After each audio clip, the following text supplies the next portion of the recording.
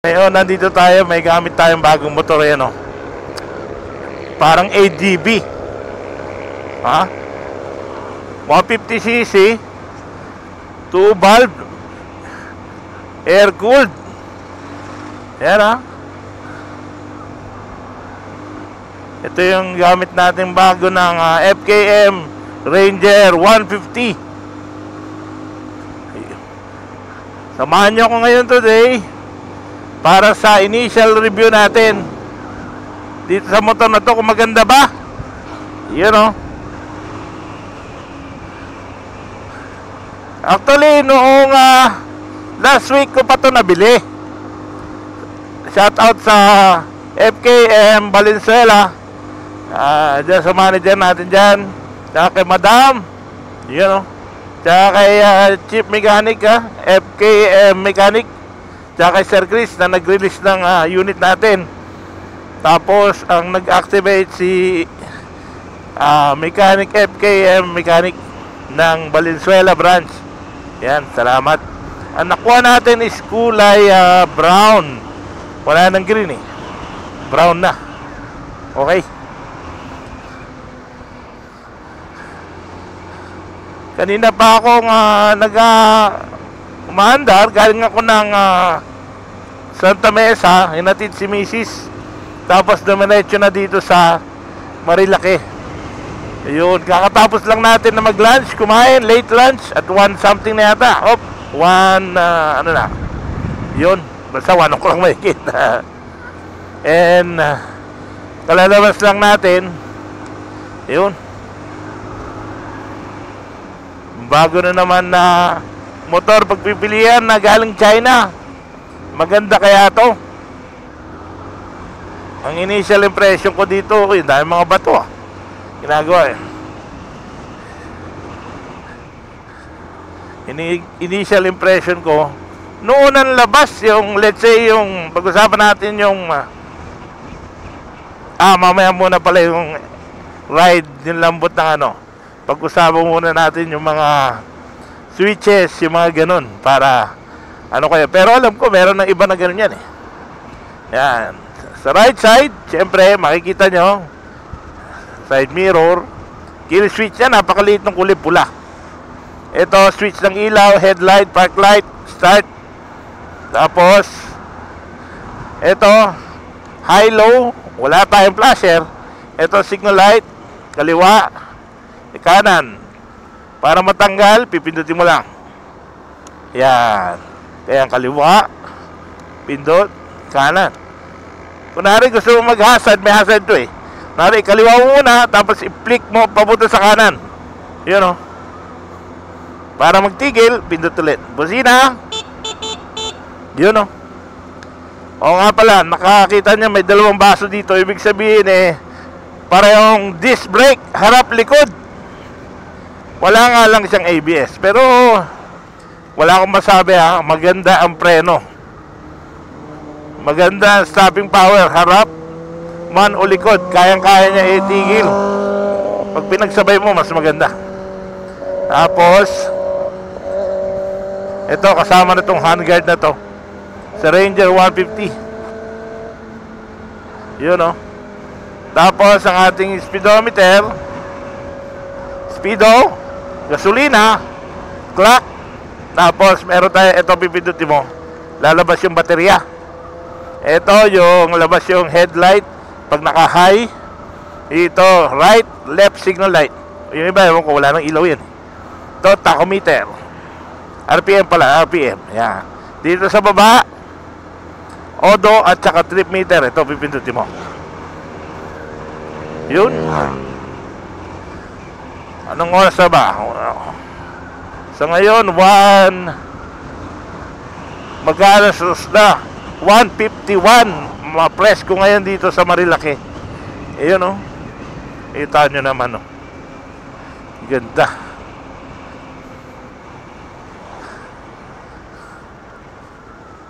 Ayun, oh. Okay. Riding ergonomics. Naka-upright yung manibela natin. Tapos parang pa natin, sakto-sakto yung paglapat. May gulay board. Yan o, laki ng gulay board. Nakita nyo, size 11 yan.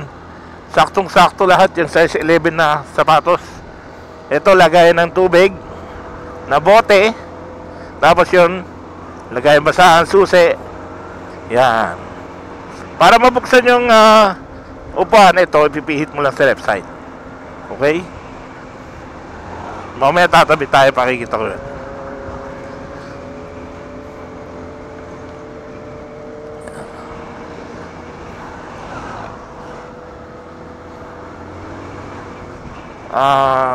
Ride, kumusta ang ride? Initial ride natin nung galing sa pauwi, no, Valenzuela, pauwi ng SM North sa bahay namin. Matagtag yung shocks, parang hindi yata gumagana, sabi ko. Pero right after ng ilang gamit, pagsundo, paghatid, gumanda lalo nung sumakay yung anak ko. Medyo mabigat, pero may 100 kilos yun. Dalawa kami, di 200 kilos.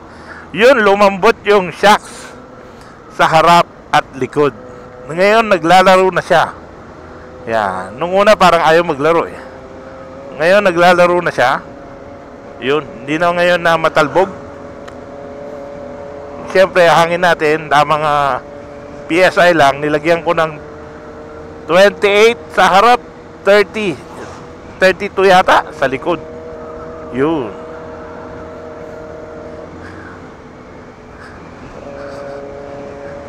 Yun nga lang, pansin ko ngayon na medyo na-exercise na yung shocks natin sa likod. Pag dalawa kami ng anak ko dumaan sa lubak, medyo sumasayad yung gulong sa may tapalodo sa gitna. Pero tinignan ko, wala naman sugat. Yun. Kanina ko pa rin pala ito ginagamit. So upright yung manibela, wala namang sumakit sa kilikili ko o sa siko o sa mga kamay. Yun. Yung ito medyo matigas, parang sarap palitan na medyo malambot-lambot. Pero pag mahilig ka naman mag-gloves, parang okay lang. Yun, okay, tamo. Maganda yung bounce niya. Sa power, yan, palagi mahilig yung mga tao sa malakas ba, matulim ba. Para sa akin, para sa 150, meron siyang power ng 150.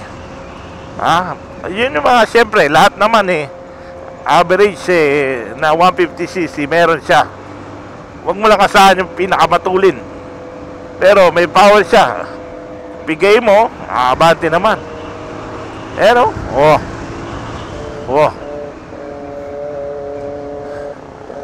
kanina na-try kong walang tao, napa 95 ko yata sa straight. 95.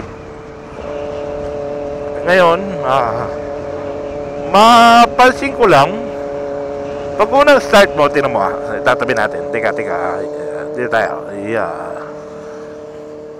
Sa kulilim. Yan. Hazard tayo. Pag hazard natin mo, left, tapos ipiplik mo lang siya sa kaliwa. Yan. Pa-hazard na. Okay? Yan. Ngayon, para mapansin mo to, yung kung may plastic kasi. Ang RPM niya is 1.5. Pag tumakbo siya, nasa 4,000 yata. Bago tumakbo. Pero, pagkatapos ng tumatakbo na siya, kahit pigain mo siya ng bumibilis naman siya. Yun nga lang pakiramdam ko, kailangan ng konting tono ng panggilid nito. Dahil parang parang siguro baka matigas yung center spring o clutch spring, kaya parang delay siya magdikit Ayan Pero ayan kaya kita mo, marin mo, hindi ka bibitawan, makungol. Pero pag gasa mo ulit, tumutulin ayan So meron siyang power. Nasa pagtono na lang ng ano pangalan nito, CVT, panggilid nyo. Power meron Kanina ko pa to niraratrat sa pangalan yan, Marilaki. Ayan o. Kita nyo? Pag niratart mo, meron eh. Kaya hindi mo masabing mabagal, mabilis. Doon ako sa gitna. Pag gusto mo mabilis, meron. Ayan o. Oh. Gusto mo mabagal, meron. Pero pag natono mo to, lalabas ang lakas dito siguro. Sigurado yan. Yun lang ang unang ano ko, notice ko sa kanya. Delay lang, hindi naman delay. Nasa 3,000 to 4,000 RPM bago siya arangkada. Pero right after nun, basta tumakbo na, bigay mo.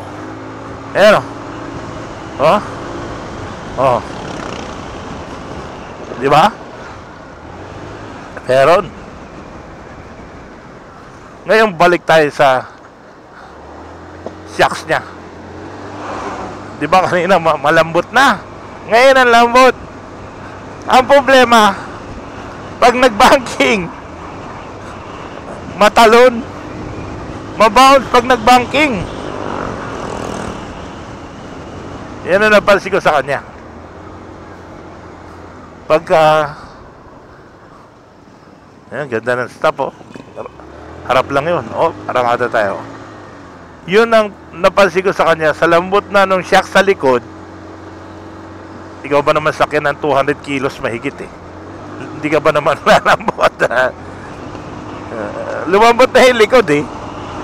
Pero hahanap ako ng ano. May nakita na akong pwede pamalit eh. Pero bago pa eh. Sayang, nanginaya ko eh. Hindi naman ako palagi araw-araw nagbabangking eh. Basta nagusto ako sa kanya, malambot yung ride niya. Yun nga lang, pag nagbanking ka, may bounce. Ha? Minsan nakakatakot yun eh. Para pag may lubak. Tira mo, ganda manakbo.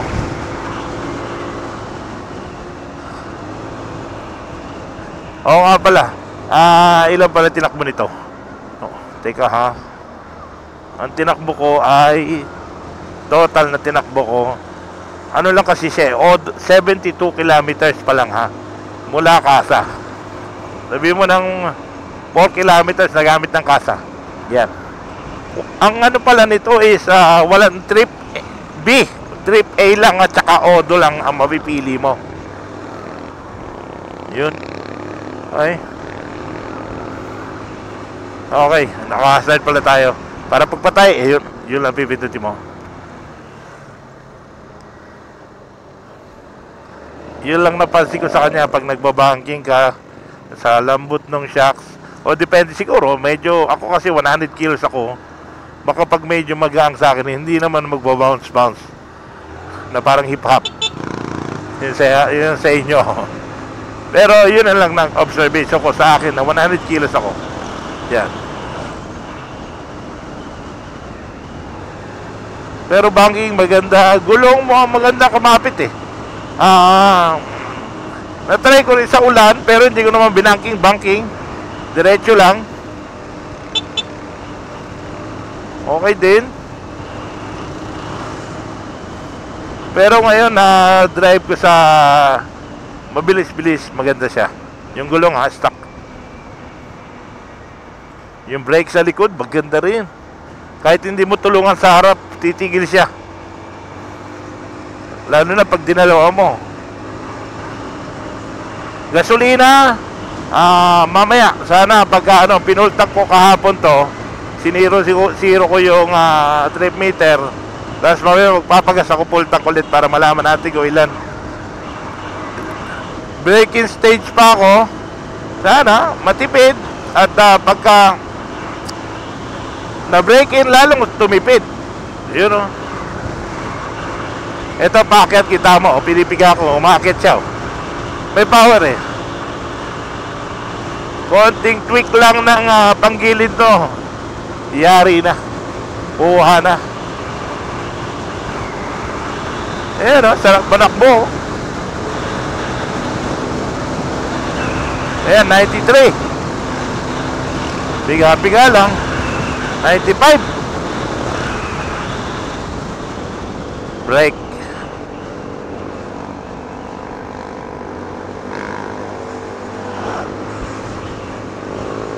Nung una pala, unang mga break-in niya bago pa magaspang yung takbo ng makina. Eh syempre break-in, magaspang pa. Pero ngayon medyo nag-improve siya. May ginawa akong technique na habang nakaparada, pinandar ko ng 2 oras. Naka-idle lang siya. Noong time na yon, nag-uulan kaya medyo malamig ang panahon, so no problem sa overheat. Tsaka binantayan ko naman 2 oras lang, inano namin 2 oras lang. Try natin ito, 2. O ayaw ko pagbigyan eh.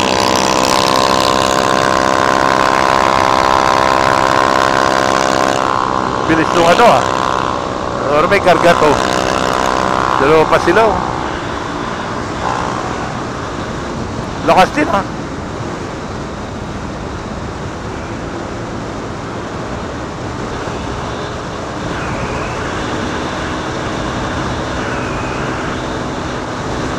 pag na-break in to, sana mamabot ng 100. Ngayon pa lang eh, yung ginawa kong 2 beses sa 2 oras na nakababad, gumanda yung tunog ng makina, pumino. Tapos change oil na lang.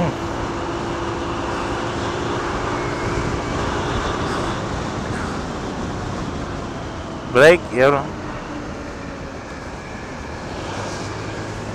So initial impression ko, maganda. Nakakatuwa yung motor lalo na siguro pagka na tono yung panggilid. Makina dyan na eh. Okay na yung makina. Tahimik na may makina eh. Sabi GY6 daw, sabi ni mechanic ng Valenzuela. So pag GY6, marami na tayong pyesa ng makina niyan. Poproblemahin na lang natin yung mga plastic na parts. Ayan. Kaya kita mo, na-try kung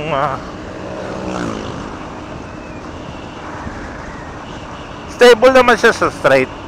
Yun nga lang minsan, unang sakay mo, dahil sa gaang niya, parang pakiramdam mo lilipad. Pero ito matalbog.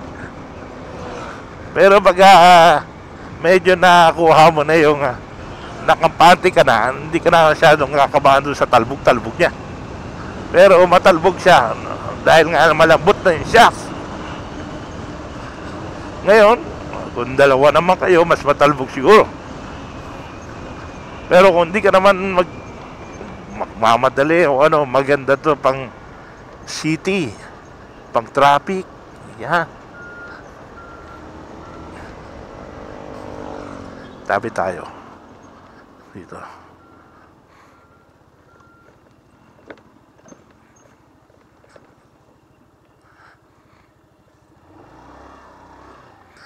Tahimik yung makina naman eh. Ako nga pala may kill switch na sides na yan Yan.